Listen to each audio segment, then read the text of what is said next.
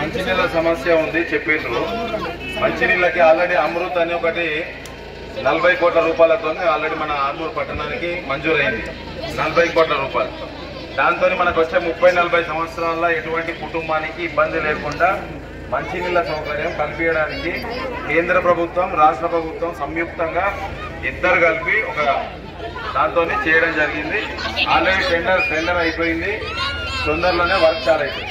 ఈ మహిళా సంఘం సంబంధించి నేను ఒకసారి చూసి మళ్ళీ నా దగ్గర ఇప్పుడు ఫండ్ లేదు, మళ్ళీ మనకు ఫండ్ వచ్చినప్పుడు నేను కనుక్కొని మీ వాళ్ళని కనుక్కొని ఎంత పెట్టాలో ఏం పెట్టాలో అవసరమైతే మీరు ఒకసారి ఛాయ్కి పిలిస్తే వస్తా. నేను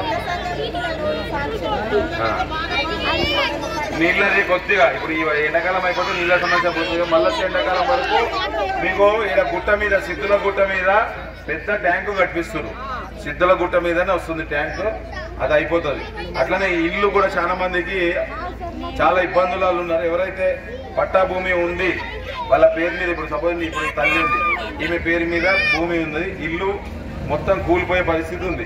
ఇట్లాంటి వాళ్ళు ఎవరెవరు ఉన్నారో మీ ఆడకట్టలు అందరు కలిసి, మీ ప్రవీణ్ ఉంటాడు, పయ్యంబాయి ఉంటాడు, మీరందరూ కలిసి రాసి ఒక 40 ఇండ్ల వరకు మీరు ఇయ్యండి.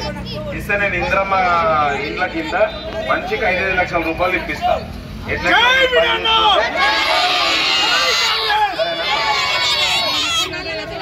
అట్లానే రోడ్లు డ్రైనేజీలు కూడా చాలా సమస్యలు ఉన్నాయి.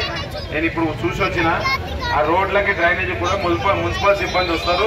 వచ్చి ఎవరికి ఏమి సిబ్బంది ఏముందో ఇబ్బంది అవన్నీ కూడా చూసుకొని మీకు ఒక 60-70 లక్షల రూపాయల వరకు మీకు మంజూరు చేపిస్తా. సరేనమ్మా, వింటుర్రా? ఒక 60-70 లక్షల వరకు మీకు మంజూరు చేపించి రోడ్లు డ్రైనేజీలు ఏమన్నా ఉంటే సమస్యలు అవి ఇందిరమ్మ ఇండ్ల కింద ఒక 30-40 ఇండ్లు ఈ సంవత్సరము, మళ్ళీ వచ్చే సంవత్సరం మళ్ళీ 30-40 ఇండ్లు ఇప్పిస్తా. ఇక అందరికి నీకు నాకు నేను నీ గురించి నా గురించి చెప్తలే, అందరి గురించి చెప్తున్నా.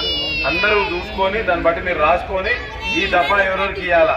ఇప్పుడు వస్తుంటే చూసిన కొన్ని కూలిపోయినాయి, అది ఇల్లు పడిపోయింది, రాయి పడ్డది, రాయి పెద్ద రాయి పడ్డది, పక్కకోళ్ళ కన్నా మంచిగా లేకపోతే వాళ్ళకి ఇప్పిస్తాం.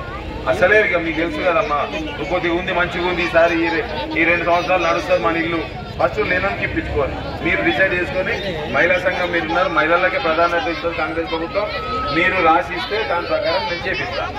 ఓకేనా? ఏదున్నా కాంగ్రెస్ పార్టీకి, కాంగ్రెస్ ప్రభుత్వానికి, ముఖ్యమంత్రి గారికి అండగా ఉండి సన్న బియ్యం వస్తుంది. తీసుకున్నారు కదా అందరూ? ఏమన్నా ఇబ్బందులు ఉన్నాయా? ఎప్పుడైనా పిలిస్తే వస్తా, భోజనానికి మీ దగ్గరకు వచ్చి భోజనం చేసిపోతా, పిలువరి వస్తా. పింఛన్ ఒకటి మాత్రం ఇంకా సమయం ఉంది. రాజీవ్ యువ వికాసం